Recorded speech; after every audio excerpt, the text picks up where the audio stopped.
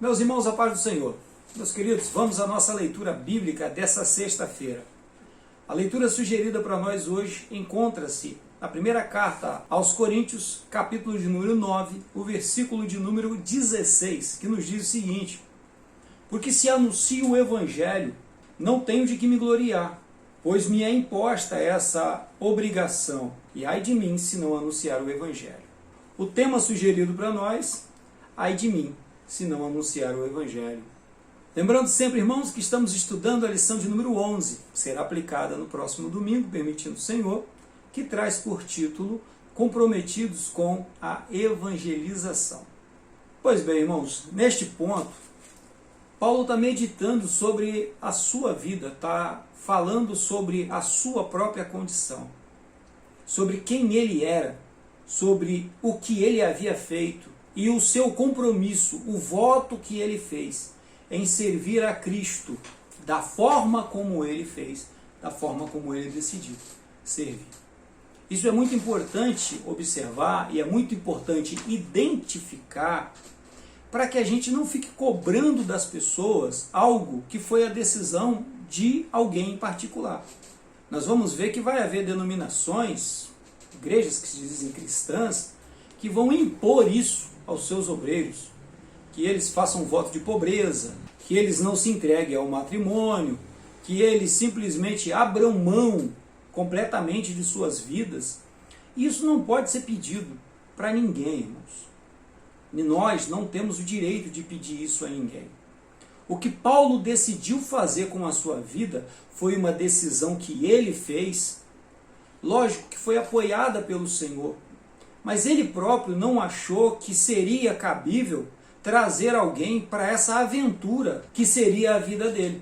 Você imagina Paulo acompanhado de uma esposa e acompanhado de filhos, vivendo o que ele vivia, andando da forma como ele andava, passando pelo que ele passava.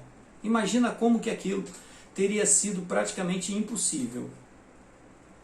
Então esta é a razão de isso ter acontecido na vida dele.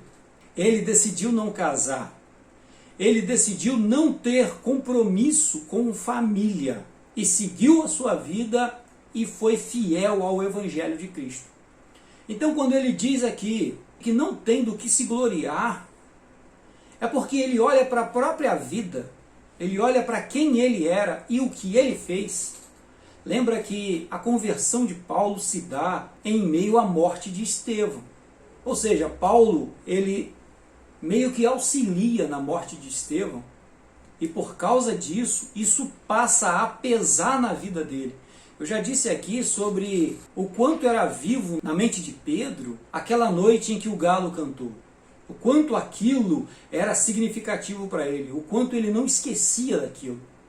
Todo santo dia ele lembrava daquela cena. E ele vivia cada dia como se fosse uma resposta àquela madrugada, àquela situação, onde diante de uma pessoa, de uma única pessoa, ele negou a Jesus. A mesma coisa vai acontecer com Paulo. Paulo vai viver como se agora ele tivesse a responsabilidade de levar adiante o ministério que ele interrompeu, que ele ajudou a interromper na vida de Estevão. E agora ele vai se entregar dessa forma para que o Evangelho seja proclamado. Então ele vai dizer, eu não tenho do que me gloriar não. Enquanto eu pregava, a sabedoria não era minha. Enquanto eu anunciava, a sabedoria não era minha. Enquanto eu pregava e as pessoas eram curadas, não era a minha vontade que dava saúde àquelas pessoas. Não era a minha vontade que levantava as pessoas da morte para a vida. Quem fazia isso era o Espírito Santo. Então, de fato, eu não tenho do que me gloriar. Mas a gente vê, irmãos, que a própria palavra vai dizer para nós que o obreiro ele é digno de honra.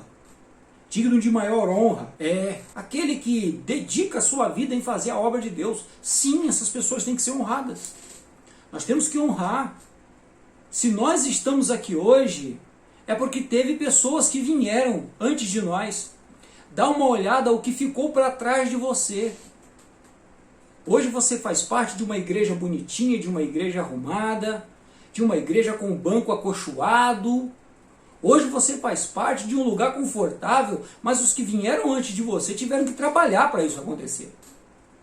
Tiveram que militar para isso acontecer. Hoje você está num mundo onde o evangelho é pacificado, onde ninguém apanha por servir a Jesus, onde ninguém é jogado na cadeia por servir a Jesus.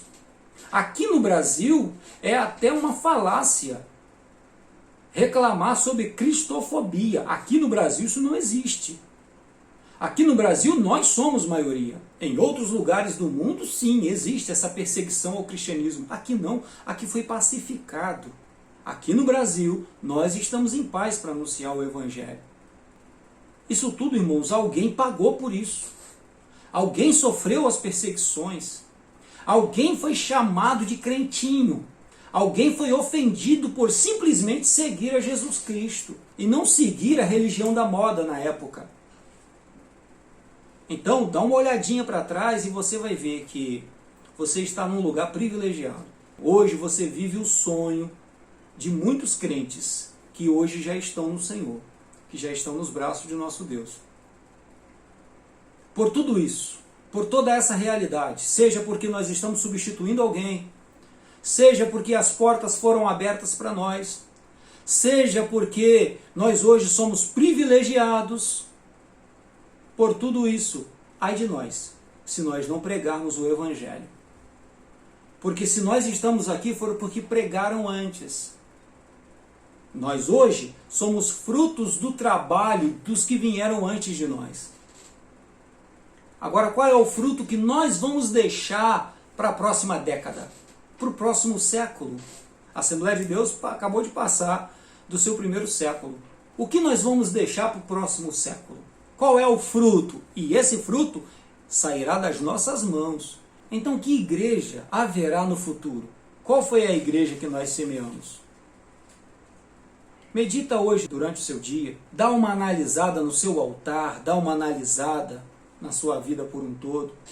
Observe de fato quem você é.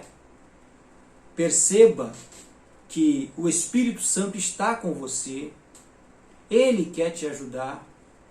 Ele quer te auxiliar e Ele quer te fortalecer para que a palavra de Deus seja pregada no mundo. Seja exatamente aquilo que o Senhor te projetou para ser. E o nome do Senhor seja glorificado na sua vida, em nome de Jesus. Amém? Fique em paz, meu irmão.